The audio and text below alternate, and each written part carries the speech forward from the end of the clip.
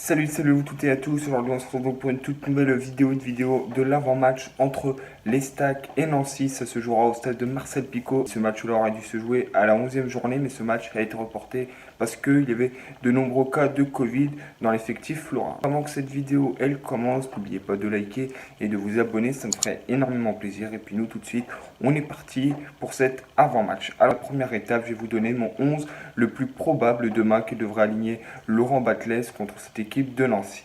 Alors donc, son schéma, il ne devra pas bouger, c'est son fameux 3-5-2 avec trois défenseurs El Hacham, avec Guérodon, Salmier, un milieu à 5 avec Ravel-Saune, Nguessan, Tardieu, Berthelme et Dylan Saint-Louis. Petites incertitudes quand même du côté de Berthelme ou de Dylan Saint-Louis. On l'a vu contre Guingamp, Gori qui est à la place de Dylan Saint-Louis. Et puis Berthelme, lui, a été le match face à Caen, mais face au Paris FC, c'était Dingomé. Donc devant ce milieu à 5, ça serait Chambost. Et puis l'attaquant de pointe de l'Estac, Johan Tousgar. Maintenant, on va passer au deuxième qui est le contexte, c'est-à-dire les situations des deux clubs. Alors le premier, c'est que l'Estac n'a pas perdu depuis le 21 septembre. C'était au stade de l'Abbé des Champs. Auxerre se sont imposés 2-1 ce jour-là. Le deuxième point, c'est que Nancy reste quand même sur 6 matchs sans victoire. Donc c'est quand même assez problématique. Cette équipe, elle est dans le bas de tableau. Elle est qu'à 1 point de la 20e place. Et les Stacks, eux, sont à 1 point.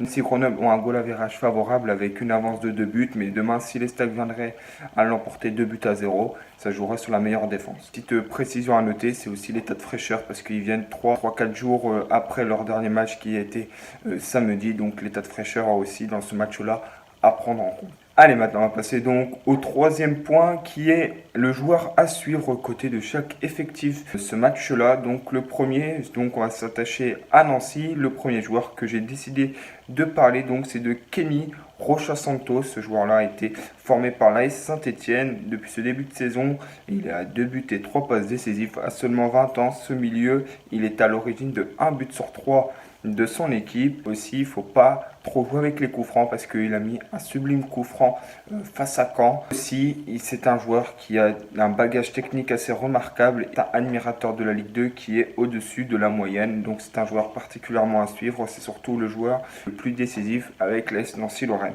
Maintenant, côté troyen, il a plusieurs joueurs que j'aurais pu m'attacher. Soit Florent Tardieu qui est lui, celui qui touche le plus de ballons avec les Stacks, ou encore Johan Tousgar qui marque le plus. Mais aujourd'hui, j'ai donc décidé de m'attacher à Dylan Saint-Louis. Dylan Saint-Louis, depuis ce début de saison, c'est 3 buts et 2 passes décisives. À 25 ans, l'ailier gauche est à l'origine de 1 but sur 4 des Troyens. Donc quand je dis à l'origine, soit il est passeur ou soit il est buteur. On peut dire que c'est un joueur aussi qui manque un peu de finition, Dylan Saint-Louis, ou un manque de lucidité. Ça veut dire qu'il préfère tout de suite frapper. Il peut donner des ballons beaucoup plus intéressants, qui fera beaucoup plus avancer le jeu, mais il préfère y aller tête baissée. Des fois, Dylan Saint-Louis, il est devant des occasions où il peut créer. Et donc le jour où il arrivera, on peut dire, combler ça, à savoir un peu plus donner le ballon au bon moment ou à frapper au bon moment, etc. Je pense que ses stats exploseront parce qu'il est quand même très talentueux. Et même s'il n'a que 25 ans, moi je garde espoir sur lui et je peux même vous dire que pour moi il est même assez prometteur, ce Dylan Saint-Louis, très percutant parce qu'il va très vite dans son côté gauche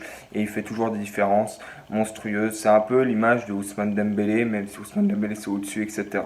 C'est un peu le même style de jeu, ça veut dire qu'ils n'ont pas peur, balle au pied, d'y aller, foncer, dribbler, et puis voilà, des fois devant les buts c'est pas encore trop ça. Allez, maintenant on va passer côté des comparaisons. Il a 5-6 points dedans. Le premier point, donc c'est les buts marqués. Nancy ont 14 buts, les Stacks en ont 21. La deuxième stat, c'est les buts encaissés. Les Stacks ont encaissé seulement 10 buts et Nancy ont encaissé 19 buts. Côté des clean sheets, Gauthier Gallon en assist, le portier nancéen en a qu'un. Côté de la moyenne possession de balle, une habitude, les Stacks ont 61% de moyenne. Côté nancéen, ils n'ont pas la possession, ils n'ont que 49% de possession. Donc logiquement, on devrait avoir le ballon, les Troyens. Et maintenant, on va passer à la dernière stade qui est les précisions de passe. 82% côté des Troyens, ce qui n'étonne même pas, et 76% côté nancéen. Donc maintenant, on va passer en bref. Donc il va y avoir plusieurs choses à dire dedans. Donc la première des choses, c'est les cotes. Les cotes sont à 3,40 côté nancéen, la victoire. Le match nul est annoncé à 3 par les bookmakers et la cote pour la victoire des Troyens est annoncée à 2-20 et les Stacks, on le sait tous, qui sont favoris dans ce match-là. Sur les 6 derniers matchs, c'est une victoire pour chacune des deux équipes et 4 matchs nuls. C'est quand même toujours on peut dire des rencontres assez équilibrées. Et ce match-là sera donc diffusé sur Téléfoot 2. Donc maintenant, on va passer à ma conclusion et à mon pronostic. Donc, alors comme pronostic, je verrais bien la victoire des Troyens, 2-0. Nancy, c'est très très faible. Ils sont 16e, à un point de la dernière place. C'est très très compliqué. Les Stacks, eux, ils le savent. Laurent Batles a annoncé en conférence de presse après Caen que ce match-là est très très important.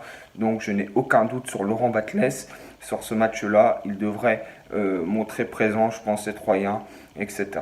Voilà, moi les gars, je vous laisse là-dessus. C'était le premier avant-match de cette équipe de l'Estac. C'est une chaîne 100% troyenne, donc n'hésitez pas vous aussi à me dire des choses à rajouter, par exemple des catégories à ajouter dans ces avant-matchs-là, les gars. Et puis nous, on se retrouve très très prochainement pour une toute nouvelle vidéo, dès demain pour le débrief. C'était Benji parle de l'Estac. Ciao les gars, bye bye.